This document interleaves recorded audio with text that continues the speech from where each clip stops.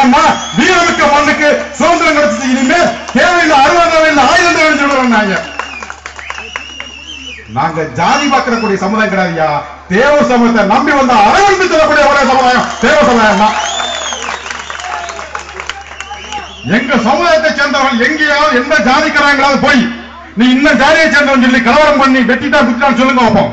சொல்ல முடியாது. ஏன்னா மானத்துக்காக வாழக்கூடிய ஒரே சமுதாயம் தேவ சமுதாயம் தான்.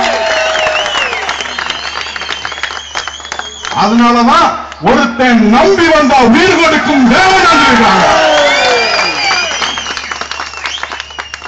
அப்பேற்பட்ட சமயத்துல நாங்க யோசிச்சு பேசுறோம். வரும்போது ஐயா நல்லா சொல்லிட்டாரு, தம்பி மலரமாஜி சொல்றாங்க கொஞ்சம் இன்னைக்கு யோசிச்சுதான் பேசணும், அமைதியா பேசணும். நான் கேட்கணும்னாங்க.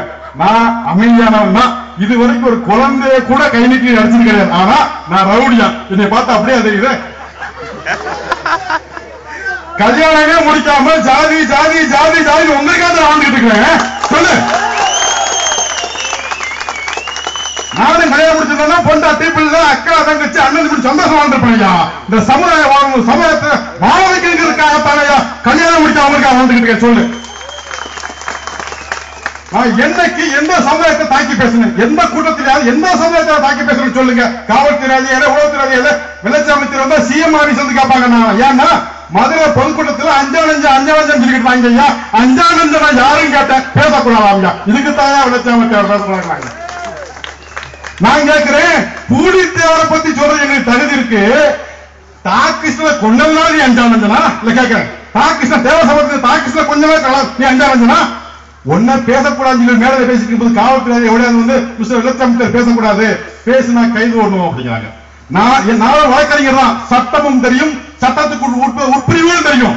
வன்முறையா ஒரு காலம் பேச மாட்டேன், யாரையும் தாக்கி பேச மாட்டேன். உடனே மேல சொன்னேன், அஞ்சானஞ்சன்னா என்ன பட்டமான்னு கேட்டேன். பேசக்கூடாது ஜனநாயகத்துல எந்த உரிமையும் கிடையாது. முடிந்தால் வழக்கு போடுங்க, போகும்போது கைது பாருங்க. சிறைச்சாலை தேவ சமத்துக்கு பட்டிக்கிறது தமிழ்ச்சாலையா 5